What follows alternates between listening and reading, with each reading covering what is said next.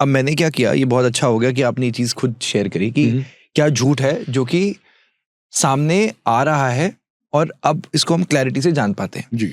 सो Lenin civilisations के बारे में थोड़ा थोड़ा पढ़ा और मैं आपके साथ वो शेयर करता हूँ कि वो आइडिया कहाँ से आ रहा है जी। आप उसमें मुझे बताएं कि कहाँ पर क्या चीज़ तर्क में सही है या क्या चीज़ बिल्कुल ही झूठ थी। जी। हड़प्पन सिविलाइजेशन 7000 से 2600 BC और दूसरा आता है 2600 to 1900 BC। First urban India यहाँ से शुरू होता है। Harappan civilization India's first advance civilization. Roads बहुत अच्छी थी, ड्रेनेज सिस्टम बहुत अच्छा था, फैमिली ट्रेड और क्राफ्टमैनशिप होती थी। सिविलाइजेशन अपने आप ही कहते हैं खत्म हो गया। उसके बाद नेक्स्ट आता है, मैं एक ही बार बता दूं, उसके बाद आई थिंक आप कैरी फॉरवर्ड कर लें। जी जी। Dravidian civilisation, no particular time frame, but जो एक टाइम दिया गया कुछ आर्टिकल्स में, वो कहा गया 3000 BC। काफी हिस्टोरियंस ये मानते हैं कि जो हड़प्पन्स थे, many students believe Harappans were largely influenced। Dravidian speak जो यहाँ पे लैंग्वेज थी और जो द्रविडियन थ्योरी थी वो ज़्यादा साउथ इंडिया में ट्रैवल करती है। तो आज जो हम तमिल, तेलुगु, कन्नड़ा और मलयालम देखते हैं तो एक द्रविडियन थॉट से आते हैं। अब उसके बाद अच्छा, लैंग्वेज में बोला जाता है कि द्रविडियन स्पीकिंग लैंग्वेज होती थी। अब लैंग्वेज में भी और मैंने देखने की कोशिश करी, बट लैंग्वेज का एग्जैक्ट रेफरेंस नहीं दिया जाता कि वो लैंग्वेज कौन सी थी। अब कुछ लोग ये भी मानते हैं कि जो हड़प्पन सिविलाइजेशन थी वो डिक्लाइन हो गई और ये लोग आ गए, वो खत्म हो गई किसी वजह से, कुछ में भी कैटास्ट्रॉफिक हो गया और उसके बाद द्रविडियन थ्योरी आई। आर्यन इन्वेजन, बट कईयों ने लिखा है इन्वेजन नहीं था, माइग्रेशन था। Interesting, very interesting. उसके बाद मैंने भी ना तभी यहाँ पे स्लैश करके लिखा है कि I want to ask you this, invasion और migration. 1500 to 6000 BC, groups called Indo-Aryans came to North India from Central Asia। Central Asia से आते हैं, North India में बस जाते हैं। Earlier पहले इन्वेजन कहा जाता था, अब इसको माइग्रेशन कहा जा रहा है। ये लोग वैदिक संस्कृत लेकर आए, वेदों को भारत में लेकर आए, घोड़ों को लेकर आए, चैरियट्स को लेकर आए। बहुत इंटरेस्टिंग। हाँ, ये गलत ही सुन। उसके बाद आर्यन जो थे वो लोकल लोग जो थे हमारे, उनके साथ मिक्स हो जाते हैं, तभी वाइट से ब्राउन हो गए। हाँ, वो तभी वाइट से जो लॉजिक दिया जा रहा है, वाइट से ब्राउन हुए। और एक बेसिक जो आउटलुक है इस पूरी चीज का, हड़प्पन्स ने इंडिया की पहली सिटी बनाई, द्रविडियंस ने इंडियन कल्चर को आगे फॉरवर्ड किया और आर्यंस ने इंट्रोड्यूस किया वैदिक ट्रेडिशन। मैं आगे बाद में आऊंगा, पहले आप इसको बस्ट कीजिए। जी देखिए, ये सब जो चीजें आपने बताई, दीज आर द बेसिस, ये पूरा बेसिस है Aryan invasion slash migration theory का। तो आर्यन इन्वेजन थियरी 19वीं शताब्दी में उसको पुट फॉरवर्ड किया मैक्स मिलर ने, जो एक जर्मन इंडोलॉजिस्ट थे। मेरे हिसाब से कभी भारत आए भी नहीं, ठीक है। उन्होंने ये थियरी प्रपोज की और सभी ने वेस्ट में सभी ने उसको अडॉप्ट किया। तो इस थियरी के हिसाब से एक इन्वेजन हुआ था भारत का लगभग 1500 BC के आसपास। ओके, उसके पहले भारत में संस्कृत नहीं था, भारत में वेद नहीं थे, भारत में सिर्फ द्रविडियन सभ्यता थी अपेरेंटली, ये कहा जाता है। और फिर ये आर्यंस आए, उन्होंने नॉर्दर्न वेस्टर्न इंडिया में अपना कब्जा किया और फिर उन्होंने अपेरेंटली वेद बनाए। ओके, अब अगर आप वेद पढ़ेंगे, कितने इनक्रेडिबली कॉम्प्लेक्स आइडियाज है इसमें। ये जो जंगली लोग सेंट्रल एशिया से आए, जो नोमैड्स थे, उनके दिमाग में इतने इनक्रेडिबली सोफिस्टिकेटेड आइडियाज एक सप्ताह भर में आ गए क्या भारत में आते ही, भारत का पानी पीते ही? Doesn't make any sense, right? तो ये पहली बात है। फिर क्या हुआ कि इन्होंने आर्यन इन्वेजन थ्योरी पुट किया। फिर जो आर्कियोलॉजिस्ट्स होते हैं, जो ये जो हिस्टोरिकल थ्योरीज के प्रूफ ढूंढते हैं आर्कियोलॉजिकल रिकॉर्ड में, उन्होंने बहुत ढूंढा भारत में, बहुत खोज की भारत में कि भाई ये इन्वेजन का प्रूफ कहाँ मिलेगा।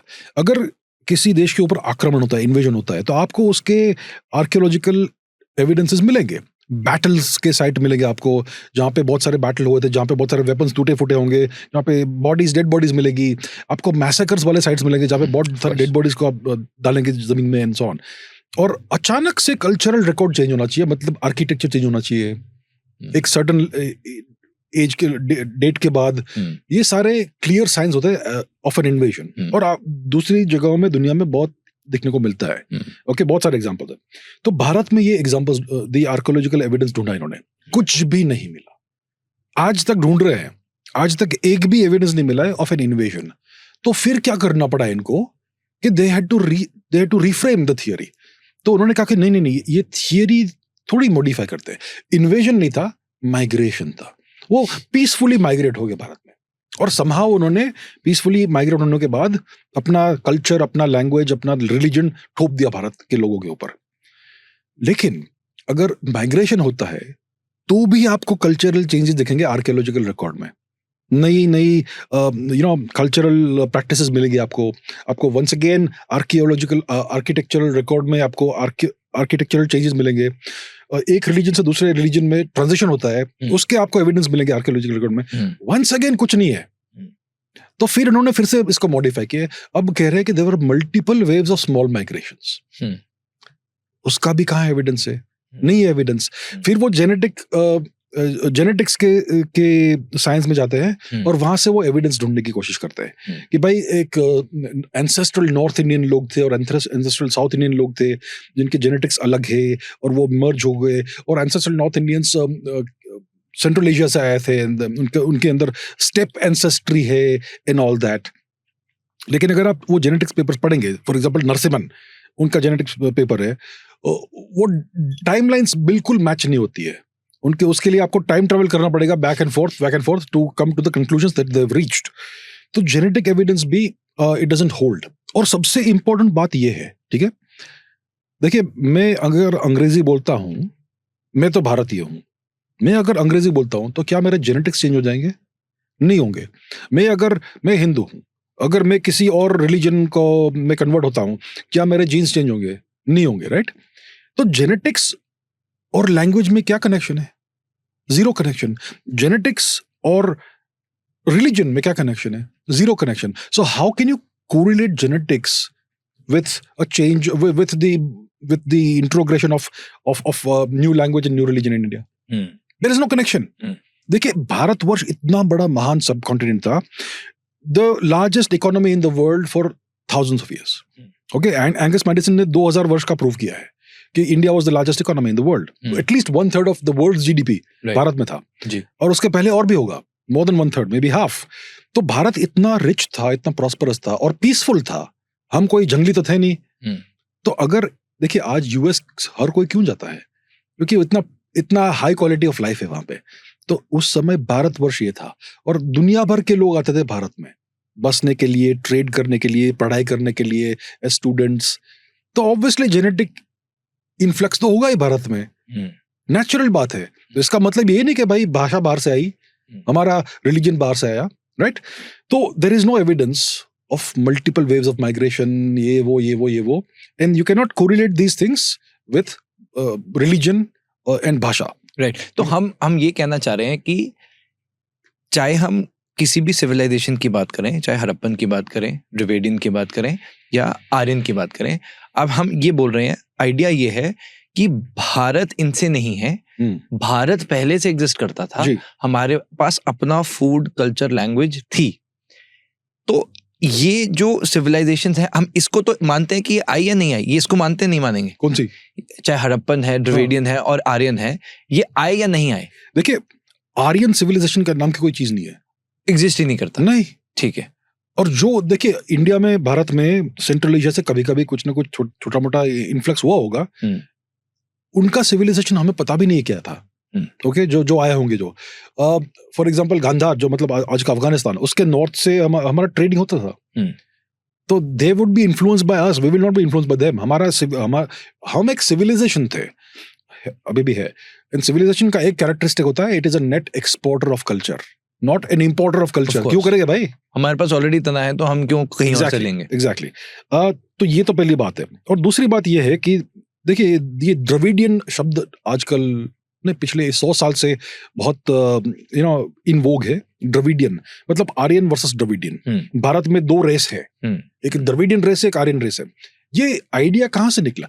अगर आप हमारा जो लिटरेचर है भारत का, जो हजारों वर्ष पुराना है, उसको पढ़ेंगे, आपको कहीं भी मिलेगा क्या क्या ये डाइकोटोमी आर्यन द्रविडियन? आप संस्कृत लिटरेचर पढ़िए, आप सातवाहना पीरियड का लिटरेचर पढ़िए, आप तमिल लिटरेचर पढ़िए जो बहुत हजारों वर्ष पुराना है, आपको कहीं भी ये शब्द मिलता है क्या, द्रविडियन? ये एक नया शब्द इन्होंने इन्वेंट किया है टू आर्टिफिशियली डिवाइड इंडियंस। किसने किया? रॉबर्ट कॉल्डवेल ने, जो एक क्रिश्चियन मिशनरी थे। ओके, उन्होंने ये नया आइडिया क्रिएट किया, और उस आइडिया को लेकर आज पॉलिटिक्स बहुत होता है, because politics is all about divide and rule, of course, है ना जी। तो हम भारत को डिवाइड करेंगे, आर्यन एंड द्रविडियन, और so called upper class caste, so called lower caste. Bharat को डिवाइड करना है, टुकड़े करने। Aryan invasion theory is a great dividing tool, a great tool for creating divisions in India. तो द्रविडियन नाम का कोई रेस नहीं है, हम सब भारतीय है। अगर आप जेनेटिकली देखेंगे तमिलनाडु के लोगों को और पंजाब के लोगों को, दिखने में अलग शायद दिखेंगे। तमिलनाडु के लोग हजारों वर्षों से सदर्न इंडिया में रह रहे हैं, तो वहां पे ज्यादा यूवी रेज आते हैं, वहां पे ज्यादा सनलाइट है, तो नेचुरली स्किन डार्कन होगी। लेकिन अगर आप जेनेटिकली देखेंगे, यू कैन नॉट, अगर आपको मैं 2 जेनेटिक सैंपल्स देता हूं और आपको पता नहीं कौन सा कौन है, you can never tell who is South Indian, who is North Indian. हम एक ही है जी। मोतिया मुरलीधरन, इमरान खान, अगर मैं आपको उनके जेनेटिक सैंपल्स दूंगा, आपको मालूम ही नहीं पड़ेगा कौन नॉर्थ इंडियन है कौन साउथ इंडियन है। एक्चुअली एक श्रीलंकन है, एक पाकिस्तानी है, सेम थिंग। ये बात है, जेनेटिकली हम एक ही लोग हैं। और एक और चीज है कि देयर इज समथिंग कॉल्ड, जिसको मीडिया में कहा जाता है R1 gene, sorry Aryan gene, वो एक जेनेटिक हैप्लो ग्रुप है, मतलब जेनेटिक मेल वंश है, लीनियज है। तो ऐसा कहते हैं कि ये आर्यन जीन है। लेकिन ये जो जेनेटिक सिग्नेचर है, it is found in higher quantities in some tribal groups in South India. तो ये तो आर्यन नहीं है यार, ये तो क्लासिकल आपके द्रविडियन है। तो how come they have more of this? जो R1A जेनेटिक फैमिली है, उसके 2 एपिसेंटर्स है ग्लोबली, एक इंडिया में है, दूसरा ईस्टर्न यूरोप में है। मतलब ये सब जो लोग हैं जिनके पास ये जेनेटिक म्यूटेशन है, they are part of the same वंश। मतलब इट ऑल ये जो R1A का जो म्यूटेशन है, वो कुछ लगभग 20-25 हजार वर्ष पहले सबसे पहले हुआ था एक पुरुष में। ओके। और जो भी लोग के पास आज ये म्यूटेशन है, वो सब उस एक पुरुष के वंशज है। ओके। तो आधे भारत में है, आधे यूरोप में है। ओके। तो मे बी दैट मीन्स कि भाई यूरोप से आए थे, और मे बी दैट मीन्स कि हम वहां से यहाँ से वहां गए थे। या तो ये सब है।